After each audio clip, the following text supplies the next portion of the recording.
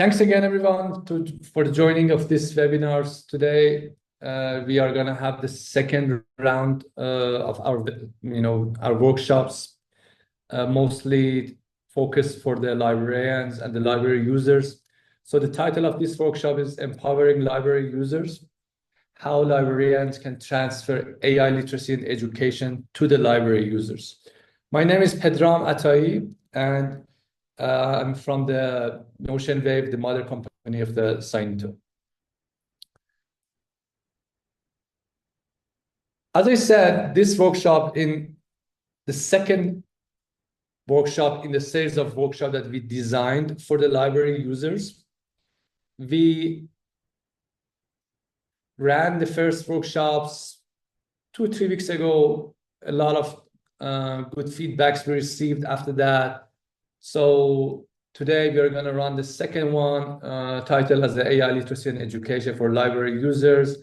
What we tried to do today, mostly explaining what is the AI literacy, why it is important, how we can create AI literacy for library users, how we can, as a librarians, how we can offer them to the library users, and so on. Today's session is 1.5 hours. I will try to finish in 1 hour and keep the half hour for the sake of the question and answering.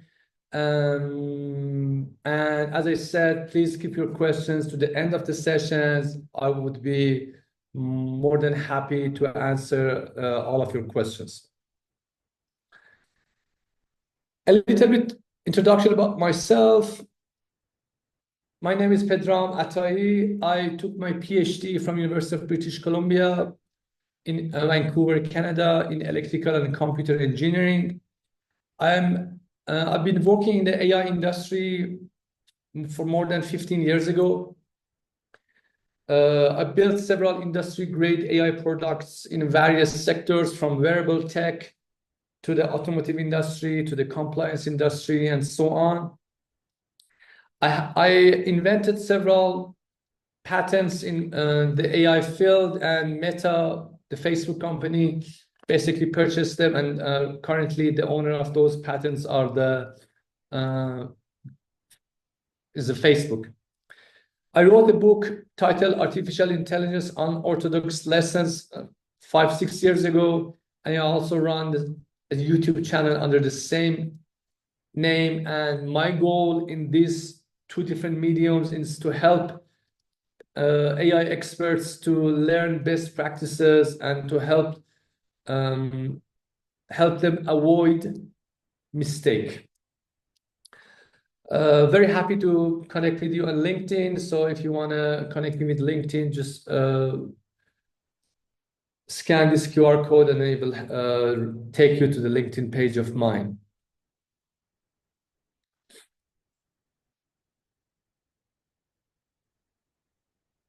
What is the objective of today's workshop?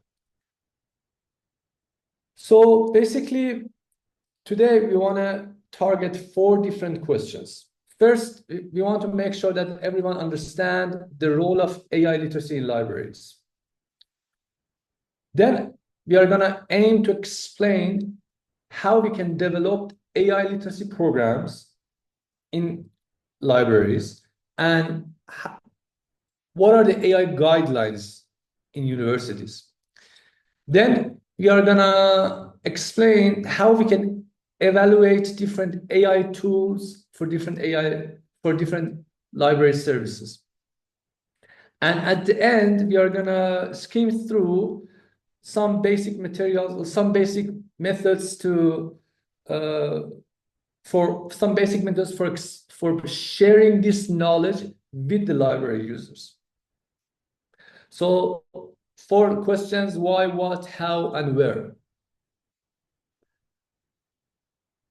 We ran a poll in the first workshop, and many participants shared their feedback with us, and we decided to tailor today's workshops based upon those feedbacks as well. So today we are also run another poll. So I would like to encourage all of you to participate this poll as well, to make sure that share your feedback and your suggestion with us. We are using your suggestion to improve our workshops very much. So based on what we received in the last workshop, a lot of people ask us to provide more contents on the AI literacy and more contents on the specific tools. Some folks in the previous workshops asked how they can verify AI outputs and what is the right ethical form of use in AI world. So we will try to answer these questions in this workshop as well. Again, similarly, in the last workshops, we have been asked about how to curate resource for AI, and participant in the last workshop asked about tools that can save time but keep humans in control. So today we are going to answer some of these questions, and also in this next workshops we are going to more focus on tools and technologies and how you can use them in your daily efforts. So based on that, I'm going to ask Rezvana to share the interactive polls that we have with you guys. Please spend 2-3 minutes to answer these questions and help us understand you better, help us to improve the workshops for the future, more tailored to your needs and to your request. I'm gonna, while you are reading these questions, I'm gonna kind of explain the first questions to give you a little bit of heads up about the first question that we have. In the first question, we ask which one of the following services are the most critical for library services. So we have idea about different AI services for libraries. One of them is obviously AI-based catalog search. That most of you know what does that mean. But another type of service that AI can target and can provide is a AI-based research assistant, mostly focused for the researchers, not for the, for example, trainer, not for the teaching purposes, mostly for the researchers. For example, it helps them to review their journals with a much less efforts. So as an AI-based research assistant, they can use this technology to improve the quality of research, improve the quality of the manuscript, and so on. And Gen AI Playground. We are gonna review all of these concepts in today's workshop as well, but we want to have some feedback from you beforehand. Gen AI Playground is a new concept that university offers. For example, Stanford University offers a playground that all the Stanford students, researchers, and professors can log into the services, and in that services they have access to the different LLMs, different AI technologies like OpenAI models, like cloud models, like Google models. And in that playground, they offer a licensed version and the latest version of all of these AI technologies to their users, especially for the courses that a student need to use these AI technologies. University must provide this sort of playground for sure. We are going to go through this concept, but we want to make sure that the questions is clear for you guys.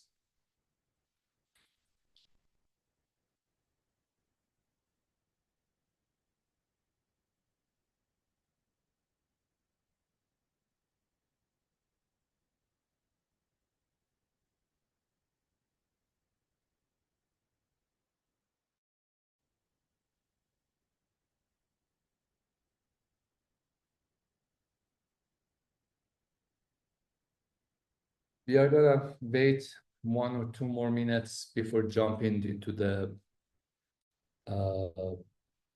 main topics of the today workshops, and we are gonna keep the poll open. So we want to make sure that we can collect all of your suggestions and all of your feedback.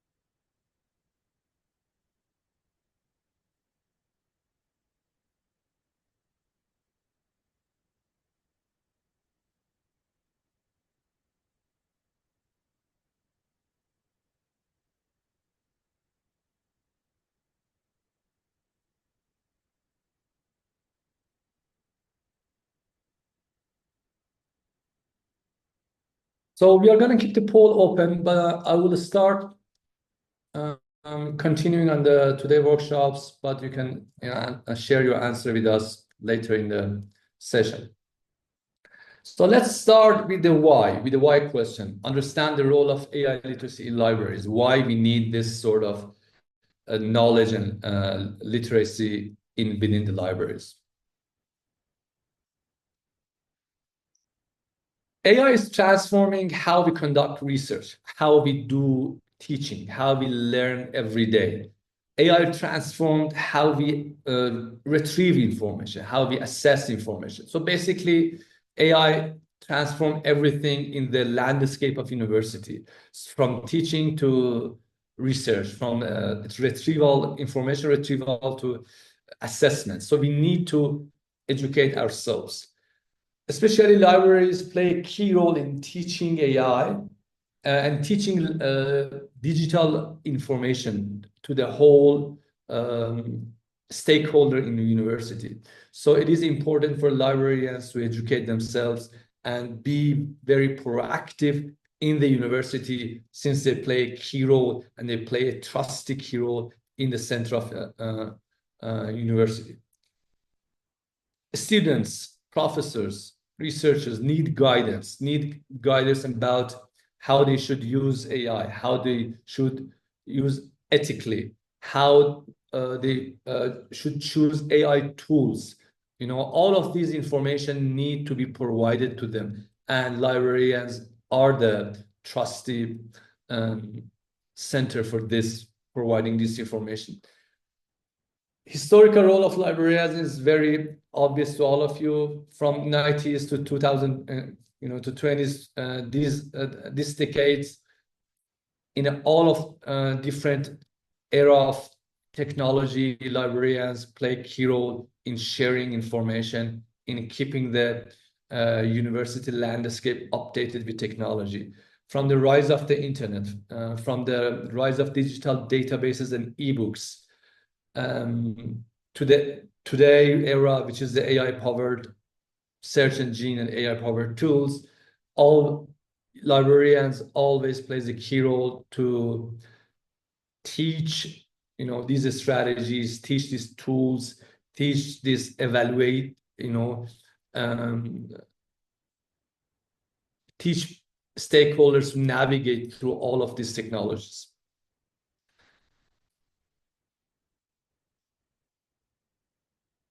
But every type of stakeholders in a university needs different things. So when we provide and when we create information and create workshops for them, we need to keep that in our mind. Student, for example, need to be educated about ethical AI use. They need to be educated about plagiarism concerns. They have to understand how to evaluate AI-generated content. So when we create workshops for them, we have to make sure that we provide this sort of information. For example, a student in the university wants to submit an essay to the professors. So if they use AI-generated essay without citing technology and sources, they basically violate academic policies. So they have to understand that what are the right way of using Gen AI? What are the right way of ethically using AI? So these are the student groups. For the faculty, they want to understand how they should use AI for teaching, how they should use AI for research, while keeping academic integrity. All the professors want to integrate AI tools in their coursework, but they are unsure about how to do that responsibly. So librarians can jump in and help them to understand what is the right way of integration of the AI to their coursework. Especially researchers need AI for literature reviews, tasks that took months of efforts before, but now by using the AI technology, they can do it in a matter of seconds. So researchers need mostly focus, for example, on literature review, or focus on running data analysis, or focus on how they can use AI to enhance manuscripts. So as you see, different needs for the students, for the faculty, for the researchers. And when we create workshops, we need to keep that in our mind, that every type of groups in university have different needs. Obviously, library staffs need to be updated on AI tools. With this pace of advancement, we need to keep ourselves updated. Otherwise, we are going to miss technology. So even for the librarians, they need to understand what is the right tool, for example, for the AI-powered citation or for the AI-powered search. Every group in the university need their own content. So when we create AI literacy workshops, we need to keep that in our mind.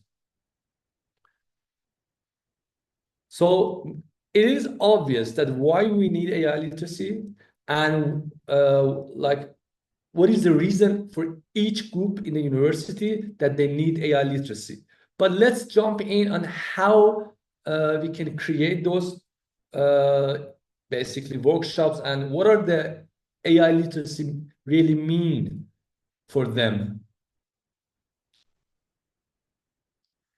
In a very high level view, when we talk about literacy, it means, for example, the right way of using technology, right way of using AI. A right way of using AI in this case is, for example, whenever we use AI for the generating content, we have to provide disclaimers about that. About that we use AI tool to generate this content. So this is a very basic, way of looking at guidelines, looking at what is the right way of doing that. But this is an important slide. I want you to keep, put your attention into it, because it has a lot of information in it. When we talk about AI literacy, it means that it has to cover all of this information. What are the tools, and what are the technology is good for? How we can use this technology? What are the best practices of using this technology? How we can evaluate the output of this AI tools? What are the ethical way of using that? What are the right application? So this is an important slide. So When we talk about understanding AI and understanding generative AI means we want to help user grasp the basics and understand how to choose, for example, OpenAI models versus Google models. How they choose GPT, for example, 4.0 model versus O3 model from OpenAI family. So the mechanism of how to choose the right AI model is very important. And the way that we have to provide this information is with the live demo. We have to show them what are the difference between O3 and 4.0. With the live demo and navigating through different models, we can offer this vision. We can show them what are these, like what do they mean. Best practices for using Gen AI. As we know, garbage in, garbage out for all the AI technology, traditional AI, generative AI, doesn't matter. If you don't ask the right question, you will get the wrong answer. So the right way of asking question in the world of AI, they call it prompt engineering.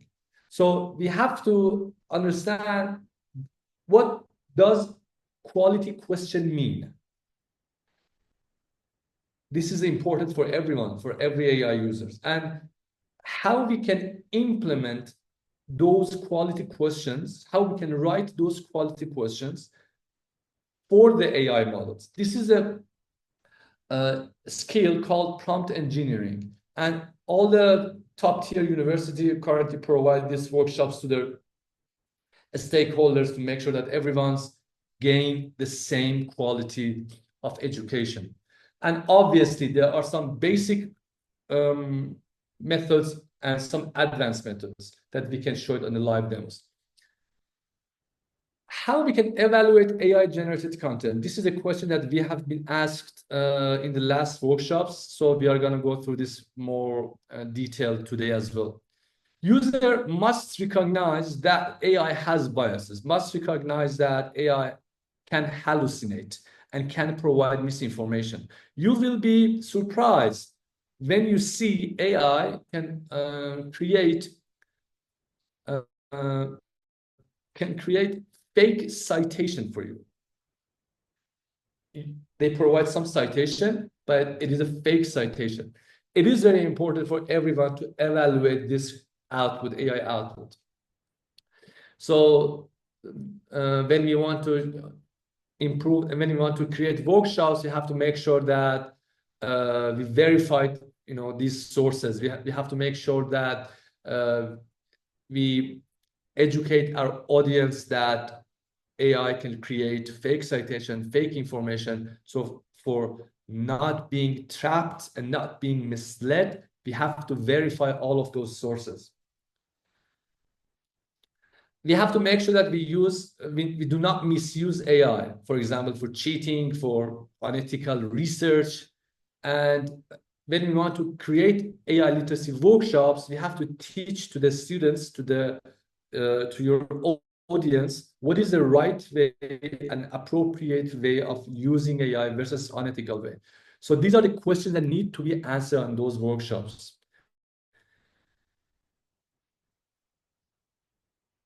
Plagiarism, integrity, these are all the questions that is still very open in all the university, and people wants to understand what is the right way of, for example, using AI while not do plagiarism. What is the right way of citing AI? And these are the very open questions out there. When we create AI literacy workshops, we have to provide them the very case. We present two good use cases for AI. AI transform research landscape. So everyone who wants to do research, they have to use AI, either for literature review or for improving manuscript or for extracting solid citation.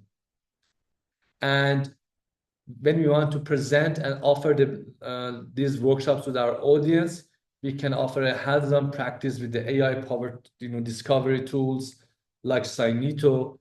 that how we can use this sort of tools to extract and create literature review very easily.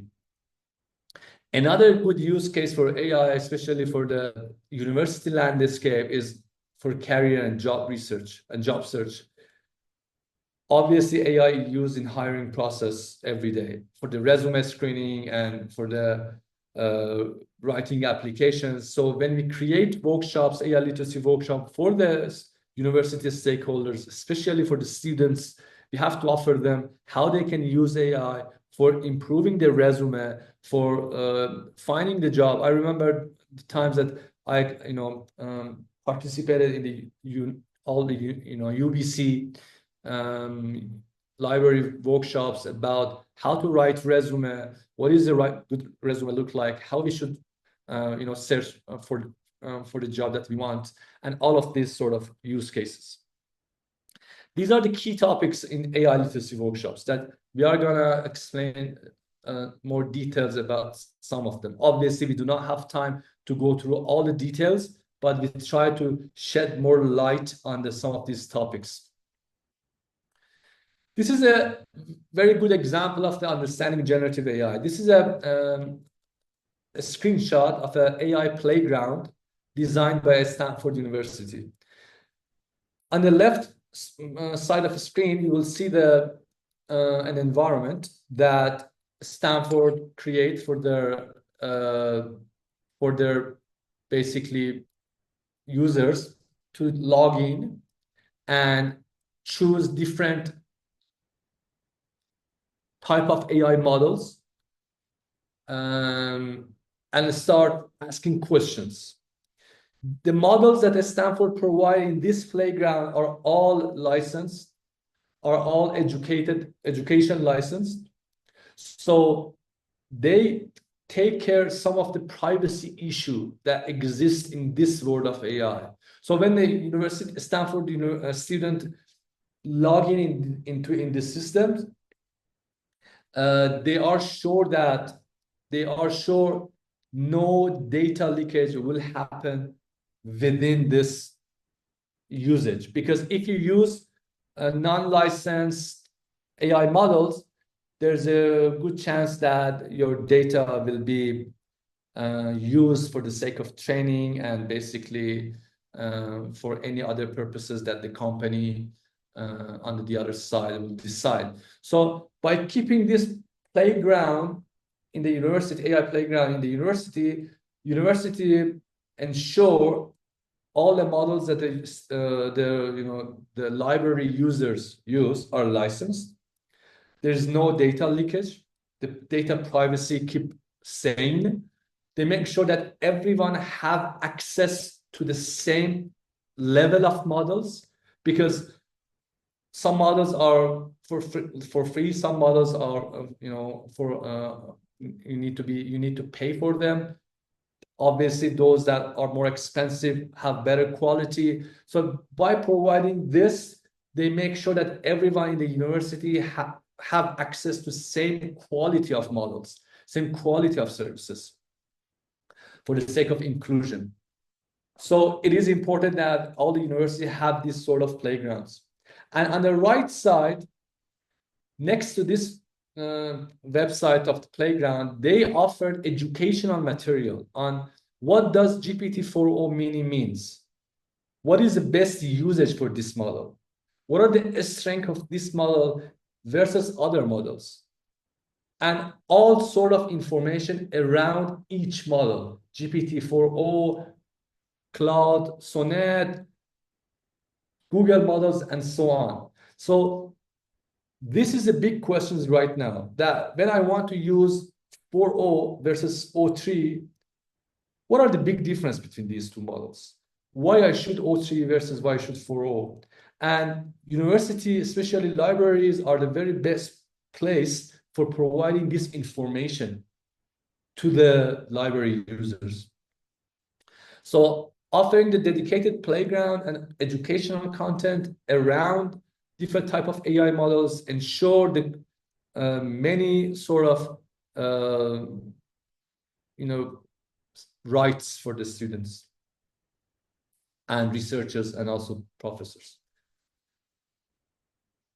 So let's talk about on how to evaluate AI generated content, because this is also a very big question. One of the big questions that exists out there is how to choose model O3 versus 4.0. Another question is how I can build trust with this model. So there are several best practices. One of them is always keep human in the loop. So always involve expert to review the output of the model, and use AI models for sake of drafting and suggestion, not for the final output and final decision. So keeping human in the loop, always keep this evaluation mechanism sane and make sure that the output of the model is validated. So using AI for drafting and keep human in the loop is the first strategy. The second strategy is ask AI to explain its reasoning, and you as a user read this reasoning and make sure that it makes sense to you. Then the AI provide reasoning and you as an expert read through them, then you can build trust with the output. You can build trust with the final decision. They call it cross-verification techniques. Another way of cross-verification techniques is rephrasing the prompt. You write one prompt to the AI and get the answer. Rephrase the prompt and see if you get the similar answer or not. If your answer gets changed, then you will need to, think twice. So check for consistency is always a good thing for evaluating AI generated content. Another way of doing this cross-verification technique is obviously using multiple models for one prompt. And this is also can be easily done in an environment like AI Playground that university provides. You do not need to go from this website to that website to check these questions. You can just easily choose one model and change the prompt and see what are the difference between the one answer versus another.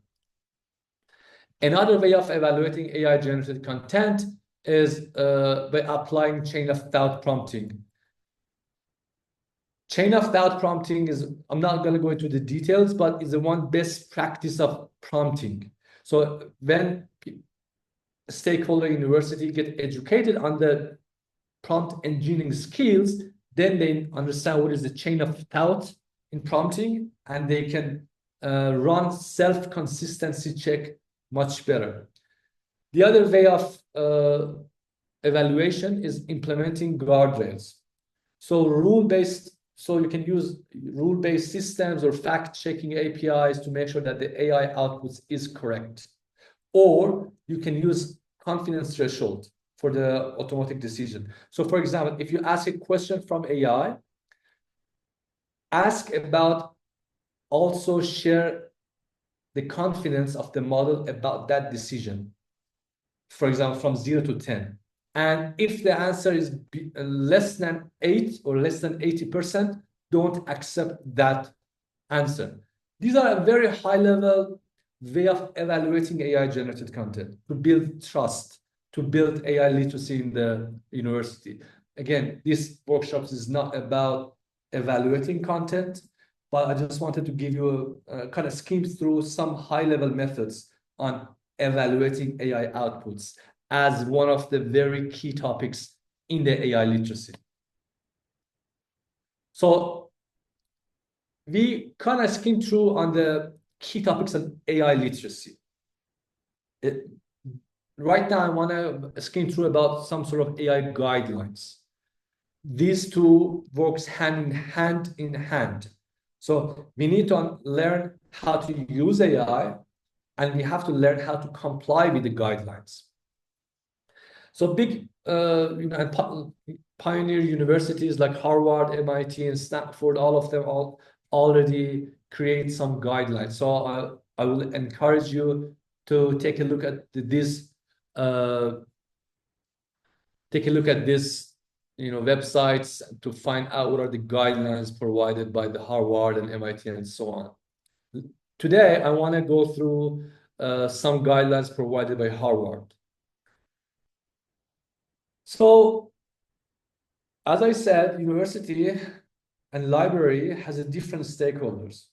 Students, who mostly care about learning, pure professors who care about teaching, researchers. So different stakeholders with different needs. And as a university, as a libraries, you need to provide services to all of these stakeholders. Specifically, Harvard suggests that all the syllabus need to be enhanced by basically need to be updated based on the AI advancement. So they encourage all instructors to include a policy on course syllabus outlining about what is acceptable use of AI and what is unacceptable use of AI. They have some guidelines in a very high level for the university, but they ask all the instructors to define that acceptable versus unacceptable for each courses. Maybe in one course, it's okay for everyone to use Gen AI to create content and ask questions, but maybe in another course, it's not acceptable. So this is a course by course. They encourage all the assignments to be revisited. So they ask about tweaking all the existing assignment and activities to help students avoid using AI in unapproved ways. So they suggest to revisit assignments such that a student cannot use AI in unapproved way. So these are mostly for the sake of teaching. They encourage all the stakeholders to care about academic integrity, care about the privacy issues and environmental sustainability as the AI ethics. We are gonna talk about these ethical issues a bit more in the following. They offer a series of supported AI tools.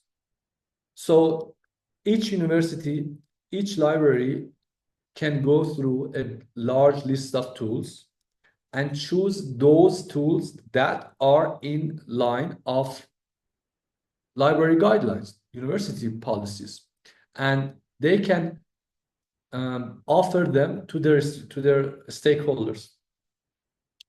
So, for example, they said that if you want to use ChatGPT, always you have to go with, for example, education license or go with the university sandbox. So again, Harvard, like Stanford, they offer some sort of sandbox or playground to,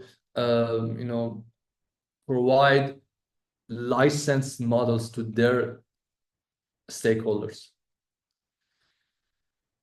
Harvard also encourage their teachers and professors to highly take advantage of AI for the sake of teaching, for creating lesson planning, for creating group activities, for assessing the student work and so on. There are a lot of opportunities for AI in the teaching and teaching landscape that university encourage their professors to follow.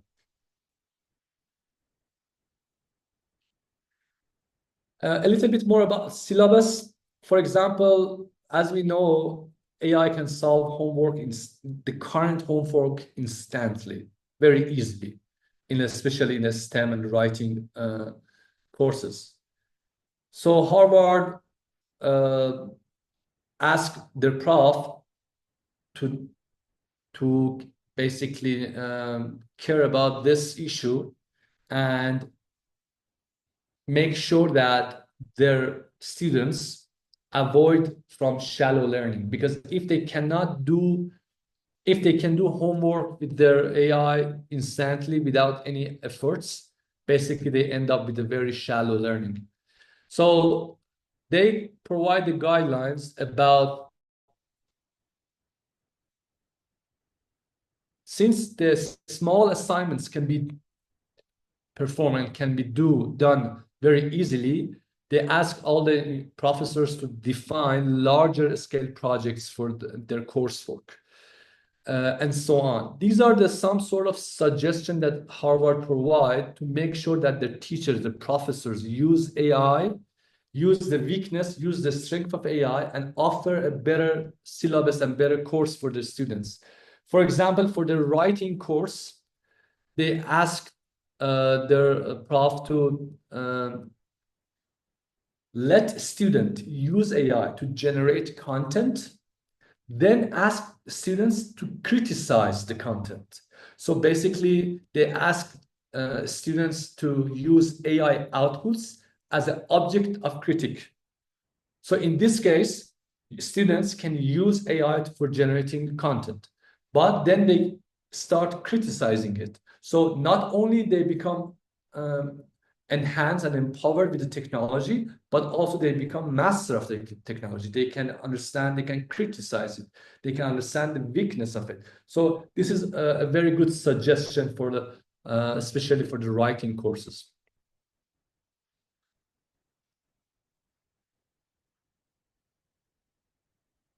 So those, like the last 1 or 2 slides are more for teaching. Right now, I'm going to talk about the key topics for the more into the research and academic integrity. So basically, Harvard, for keeping the academic integrity, suggests the transparency, suggests the accountability, suggests that all the people need to care about the copyright. So for example, for the transparency, they require all the students to disclose their use of AI for any sort of use case, for brainstorming or drafting or any other purposes. Transparency is the key for keeping academic integrity.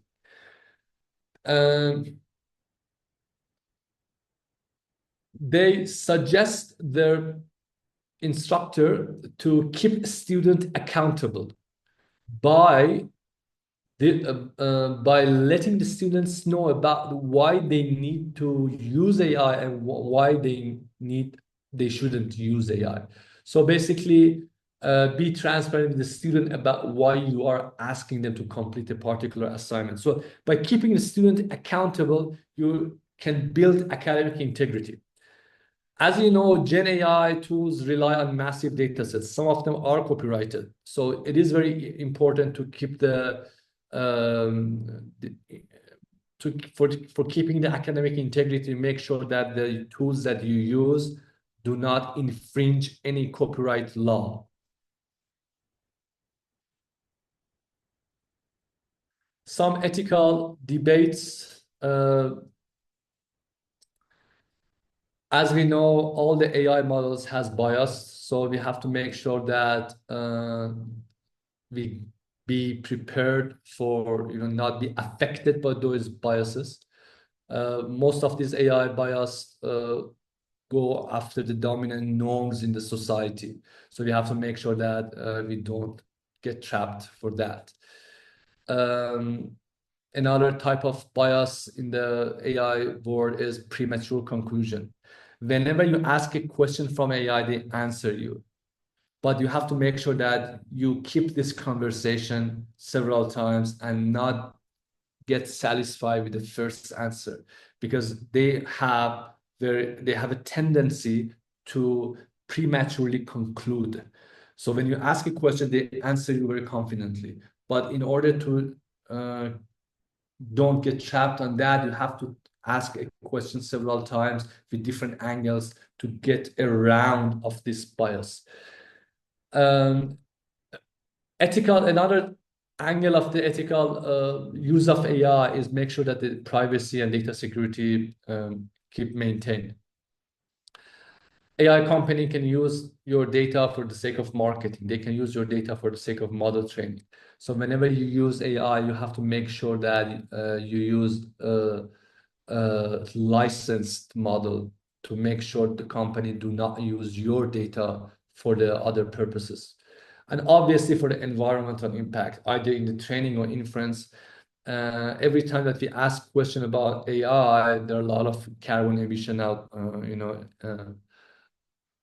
so there are a lot of emitted, carbon out there from the data centers. So we have to make sure that we use AI responsibly. Otherwise, we are going to end up with a much worse situation in our climate issues.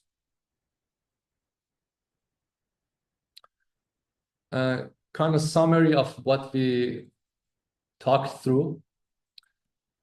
For the sake of AI literacy in libraries and in university, we have several angles, several bases. For the research, we have some guidance for research. We have some guidance for education. For the research, for example, we have to make sure that every time we use AI, be transparent about that. So transparency is one fundamental rules for fundamental rules for using AI in research. For education, we have to make sure that when students use AI, use it responsibly and make sure that all the faculty and the students use AI in a right way. And obviously, we have to stay updated on all the advancement in the technology to make sure we don't miss anything. So we went through the foundation of the AI literacy and some guidelines about what is the right way of using AI, what is the ethical way of using AI. And now we want to go through how we can evaluate and select AI tools for library services. Libraries can use AI in several ways. For example, AI-powered search and discovery is one way. AI chatbots for library users is another way. AI for scholarly communication is another way. AI for accessibility and inclusion is another way. These are the different type of AI use case in the library. Let's look into the AI-powered search and discovery. Traditional keyword searches often fail to capture the true intent behind the user's query.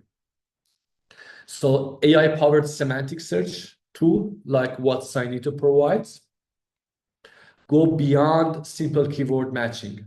So it helps library users to retrieve information much better. Libraries can implement AI-enhanced catalogs with recommendation engine, which analyze the history and user preference for providing information to them. So AI-powered search and discovery for library users is a very good use case of AI in libraries. That SCiNiTO is the one tool to provide this use case. AI chatbot for library users is obviously another good use case. You can offer 24/7 availability for all the questions that your stakeholders has. AI chatbot provide round-the-clock assistance. You do not need to be there to answer to your stakeholders. Especially for the repetitive inquiries, you do not need to have a FAQ on your website because you do not need to curate those questions. You can let the chatbot handle all those repetitive inquiries. Chatbots manage common questions very, very well, like how we can do book search, what are the library policy, and so on.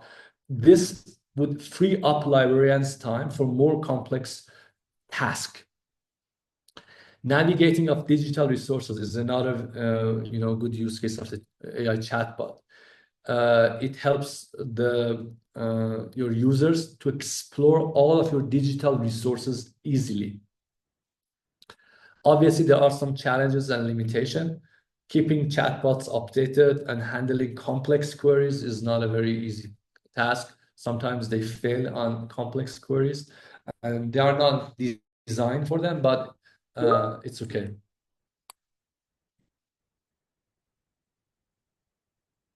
Another good use case of AI is AI for scholarly communication. Sorry, one more. AI for scholarly communication. AI helps researchers organize, summarize, and analyze vast amount of literatures. Literature review is one of the toughest tasks for all the researchers before era of the AI. But right now, AI can simplify that very easily. AI-powered tools can provide publication venue recommendation. They can take your manuscript and help you choose the right publication venue, right publication destination. And this will save you several weeks of time. Why? Because you do not need to submit your works to the publication, wait for the review, get rejected, and choose another publication. They can optimize and identify what is the right destination for your manuscript. SCiNiTO AI Reviewers is a very good example of one of those AI tools that can assist in a manuscript evaluation, in enhancing your write-up, in providing structured feedback on your journals.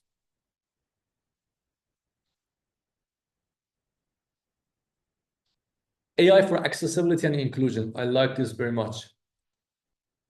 AI can easily break language barriers. So especially for the university who has have a multilingual ecosystems, AI can help for everyone to have access to the same quality of services. It enhances accessibility for all users, either as for language barrier or for any other challenges. For example, those who are impaired, those who are visually impaired, they can take advantage of text-to-speech technology. Those who are, ESL, like they are not native in the ecosystem, they can use real-time translation. So AI make libraries more inclusive, which is amazing. Provide same opportunities for everyone. AI tools helps user with disabilities access information. Sorry. Real-time translation support multilingual users. So we went through 4 solid use cases of AI in libraries. Now we want to talk about how you as a librarians can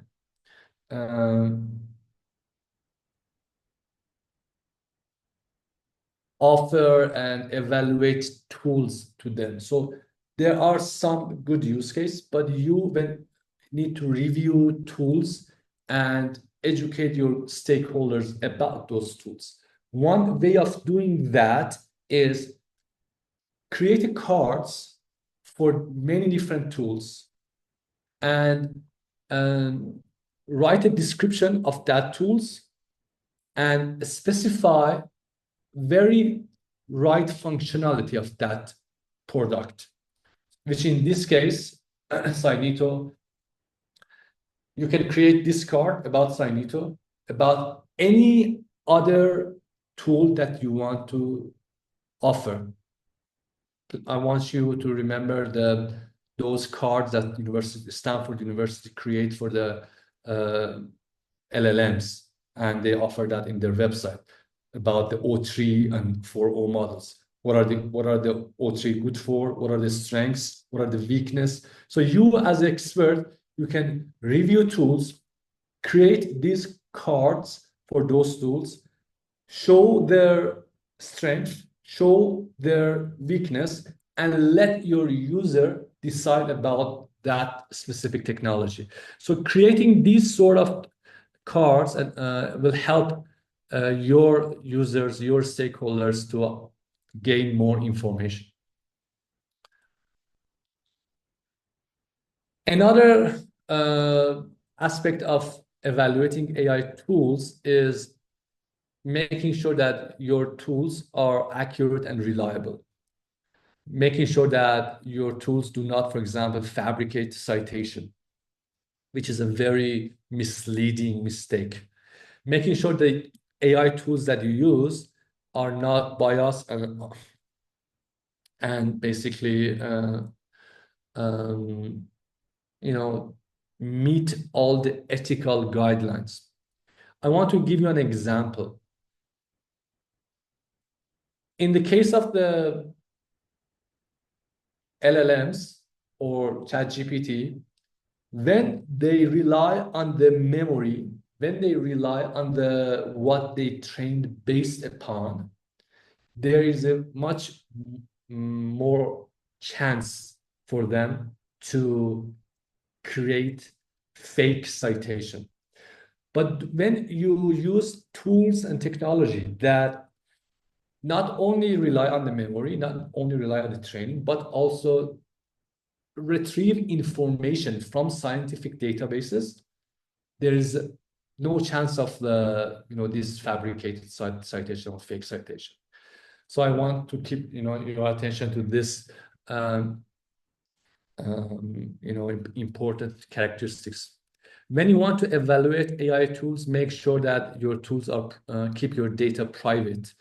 Make sure that your tool can meet all the GDPR or HIPAA policies. Always ask the company, the provider company, to provide data security and data, basically security certification to you. Last but not least is when you want to choose AI tools for your stakeholders, make sure that it integrates very well with your services and it doesn't cost fortune for you, which in this case, those technology that built upon open source will help you a lot. So we talked through why you need to create AI literacy program. We talked through what AI literacy program mean. We talked through how you should choose tools, AI tools, and now we want to kind of wrap up with where we should provide this information to our stakeholders. All the pioneering universities like University of Toronto, like Harvard University, create a website, for example, in this case, ai.utoronto.ca, and they offer all the education material either offline or online there. So if you go to the ai.utoronto.ca, you will see that they have a tab for students, like a teaching mostly, for faculty, research and teaching, for researchers, for the tools and training. When I talk about creating cards for tools, you can present and offer those information to your user in this, in this place, and guidelines. Almost all these pioneered universities have this sort of website that offer educational material, as again, offline or online, for their students, faculty, for the researchers, for the tools, and for the guidelines. This is also for the Harvard, harvard.edu/AI. They gave you all the resources that they have for the teaching, learning, researching, and etc. I highly encourage you to take a look at these websites. And when you want to develop AI literacy workshop, you have to first assess the needs of your library users, choose delivery formats, creating engaging content, promotes the program, and measure the impact. Assessing the needs of your library users, as I explained, students have different needs, professors have different needs. So when you want to create in-person workshops, or if you want to create AI literacy guide on your website, you have to first understand what is the right way of offering that education to your audience. If they need hands-on training, then you have to create in-person workshop.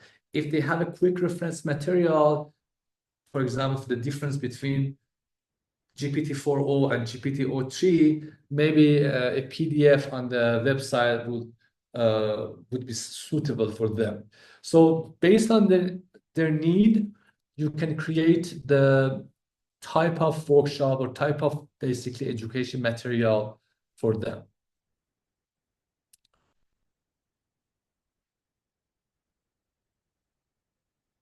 When you want to choose the delivery format, make sure that collaborate with your faculty and the student, identify knowledge gap in the AI literacy. Not all the researchers, for example, need to know the basics of AI. They may are very advanced in AI and need more like a practical knowledge. So identifying gaps for your audience always helps.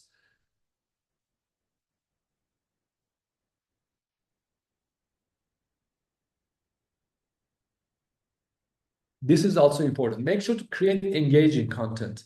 So either as a live demos or real world example or interactive exercise, all of them helps engagement. For the real world example, I highly recommend you to do one of these three or all of them. Show to your audience that how AI can create fake citation if they rely on memory. Show the quality between human writing and AI writing. Put these two right up next to each other and show the depth of human writing against the quality of the AI writing. I can explain more on these topics, but I want you to do this and show a real world example to your audience. And also fact checking. Sometimes AI do hallucinate. Sometimes they need they need guardrail. It is important to show these weakness and these comparison for your audience, for your stakeholders, to take their engagement in their workshop.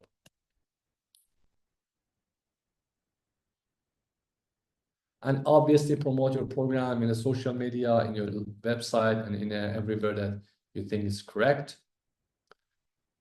And measure the impact of your efforts by running survey or tracking usage in library, which is important, especially when you have something like a playground. So I'm gonna wrap up today's discussion. I want to make sure that I can answer some of your questions as well. So key takeaway from today workshops is mostly libraries play a crucial role in AI literacy. AI literacy is an extension of digital and information literacy. So since librarians were in charge of digital literacy, they are in charge of this as well in university. Libraries must help the students, faculty, and researchers engage with AI more responsibly. AI literacy programs should be tailored to different user groups. For students, they need to learn responsible AI to avoid plagiarism. For the faculty, they require guidance on integrating AI into teaching and research. For the researchers, they must understand AI-driven discovery tools, how they work, what are the best practices, and so on.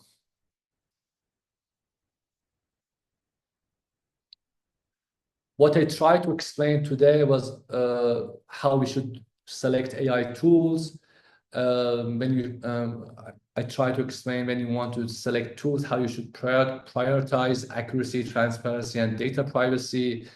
Not all of them are, reliable. You have to choose the most reliable ones.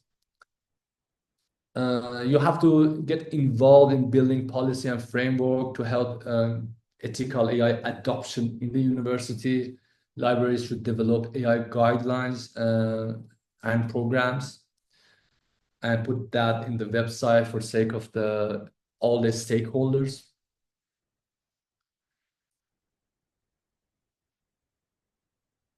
And again, libraries must lead AI literacy in your university. They have to develop and implement AI training program. They have to stay updated on the AI development as this technology advances very fast. Thanks again. Thanks. I'm going to wrap up. I would like to hear more from you. What AI tool does your library use today? What challenges do you foresee in implementing AI literacy programs? Please share that in the chat box. What challenges do you really foresee in implementing AI programs in your university? We would be happy to help you on that. And that's it. Thanks a lot for paying attention. I hope that we were able to provide more information on the AI literacy workshops, how you can create them, what do they mean, and so on. This workshop created by the help of the Notion Wave, the mother company of SCiNiTO, and we would be very happy to stay connected with you. So if you want to connect with the SCiNiTO, please scan this QR code. It will take you to the SCiNiTO YouTube channel, LinkedIn, and website. We have a very good material of how researchers can use SCiNiTO for their daily efforts and so on. And yeah, that's it. Thanks again for your attention. I'm here to answer any of questions if you have.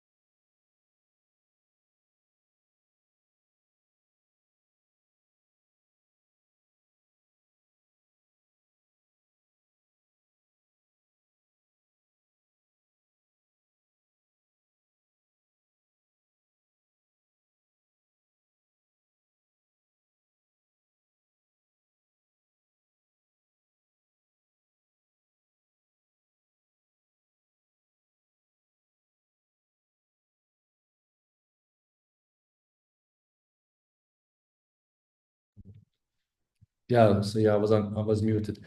So very happy to see that the information that we provide you was useful. And if you have any question, please be comfortable to send us an email, I think, to support@SCiNiTO.ai. Let me share the SCiNiTO LinkedIn.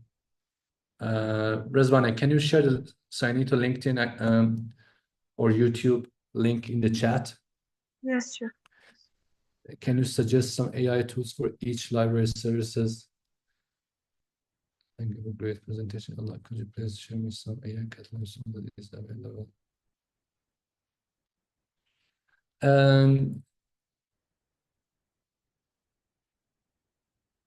We are going to go through the more tools in next workshop. The first and second workshop was mostly on the AI literacy and educational. The third workshop was more on the very practical tools.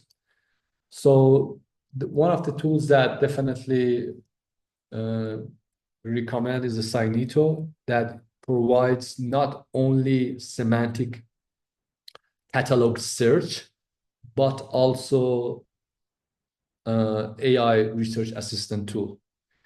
How do we get a certificate? Please do not do a lecture specific related to AI research, just postgraduate student.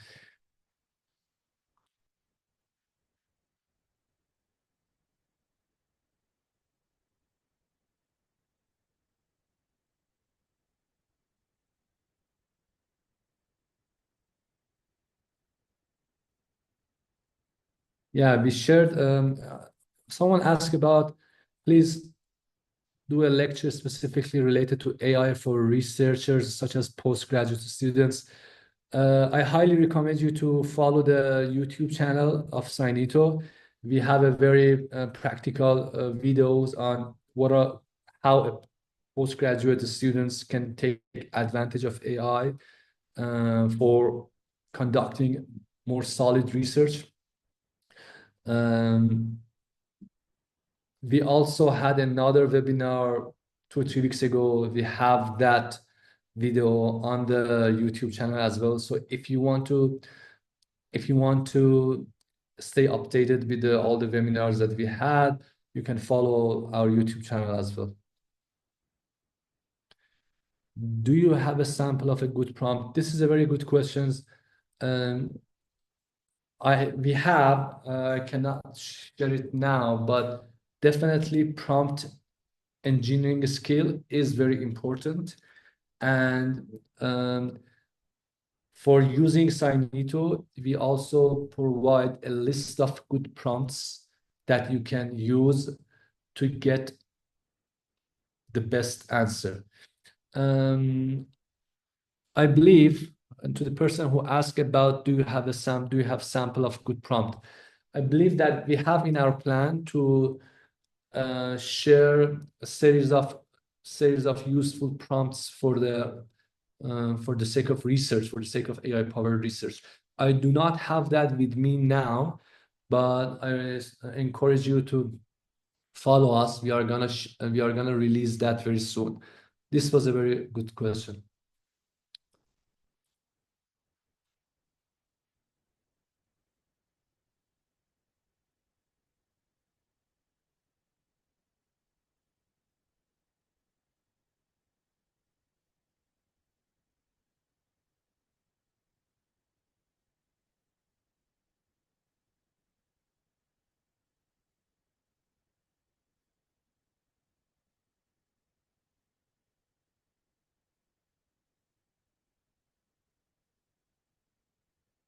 Are there any measurement of AI accuracy? Okay, this is also a very interesting question. Definitely, there are some measurement for the AI accuracy, but I have to say, generative AI is much more complex than traditional AI.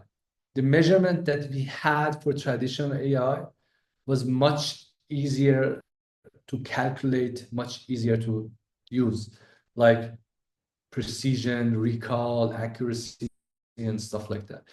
It is much harder to evaluate the output of the AI models, the generative AI models, and for the sake of for the accuracy. because it's a body of text.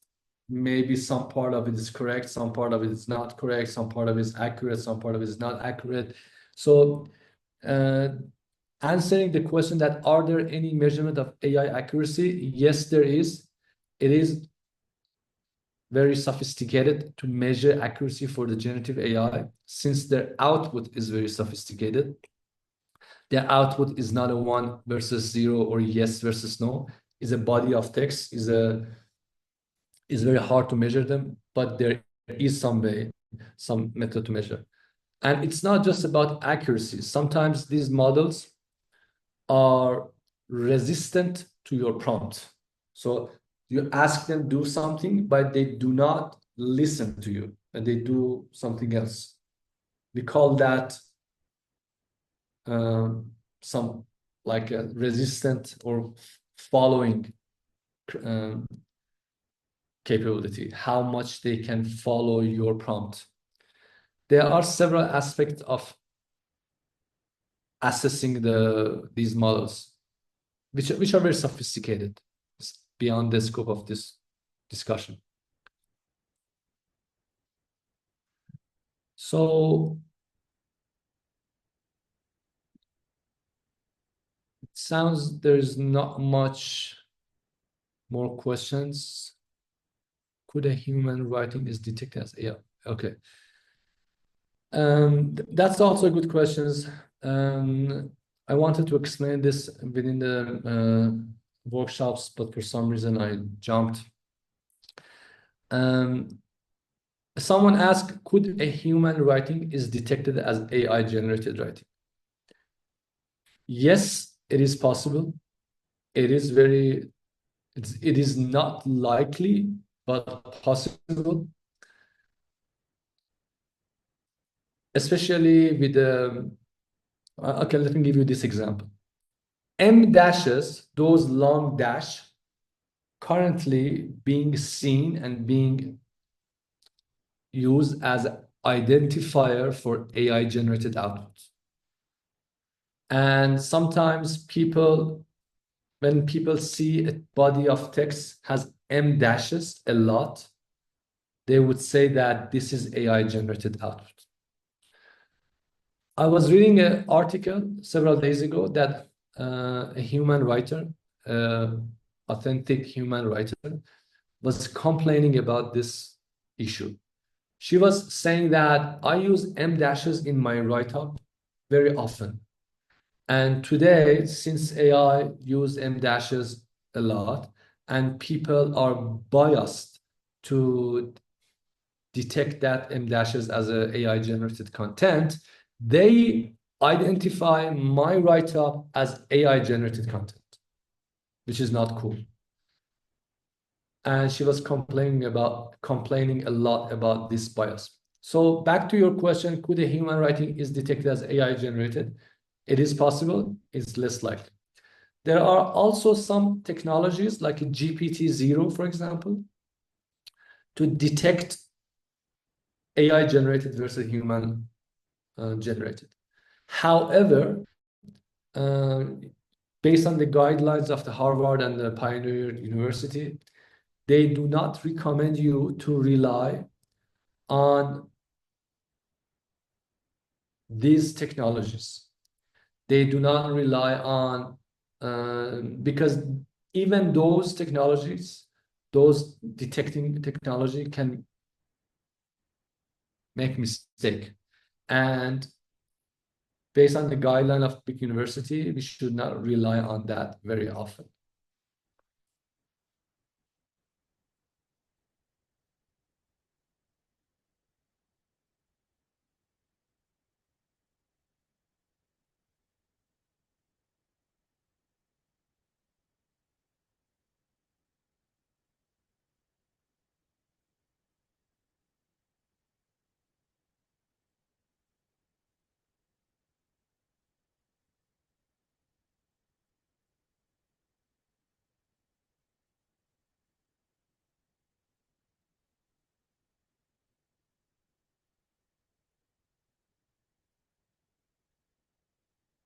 Yeah, I think we can end up the session. Thanks again for joining this session. We would be happy to see you in the next workshop session and webinar that we have. That session mostly focused on practical use of SCiNiTO, practical using of technology and tooling rather than the concepts and high-level materials. So we encourage you to join that session as well. We will walk you through how to use SCiNiTO as a AI research assistant tool step by step.